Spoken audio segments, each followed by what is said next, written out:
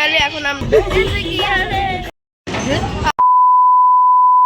Hello guys, welcome back to my new video capture moment. কেমন আছো তোমরা? আর সবাইকে জানাই শুভ সরস্বতী পুজোর শুভেচ্ছা। তোমরা সবাই এনজয় করো। আর আমিও আজকে রেডি হয়ে গেছি, কেমন লাগছে কমেন্টে জানিও। আর আমি আর এখানে মা, আমরা বেরিয়ে যাচ্ছি। মা শাড়ি পরেনি। কোথায় যাচ্ছি, কি করছি, কে কে যাচ্ছি, পুরোটা ভিডিও শেষ অবধি দেখতে থাকো, দেখতে পাবে। এখন আমরা আছি 45 বাস স্ট্যান্ডের সামনে। এই যে মাকে তো দেখেই নিয়েছো। আর এই পাশে হচ্ছে দিদি ভাই গোপাল, আমাদের গাড়ি এই আসছে। দেন আমরা কোথায় যাচ্ছি সেটাও দেখতে পাবে।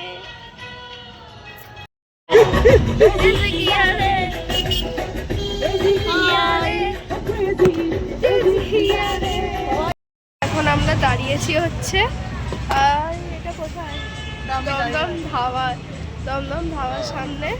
আর এখন আমরা চা খাচ্ছি, হ্যাঁ দমদম ধাবা। সো এটা আমরা দমদম না, এয়ারপোর্ট ধাবার সামনে চা খাচ্ছিলাম। চাটা হেভি টেস্টি। এসছি রাম মন্দিরে, নিউ টাউনে, সবাই চেনো। বাট আমি আসার সময় এই পোর্শনটা দেখেছি।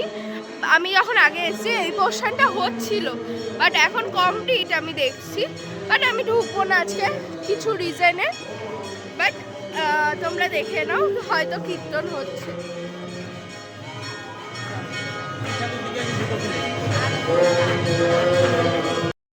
আমি যখন এর আগেরবার গেছিলাম এই শিব মন্দিরটাও কাজ হচ্ছিল, বাট মানে মূর্তিটা ছিল। এই শিব মন্দিরটার পেছন দিক দিয়ে চারপাশ আমরা ক্রস করছিলাম, মানে ঘুরছিলাম। হালাত খুব খারাপ, আমি আর মাই গাড়িতে বসে আছি।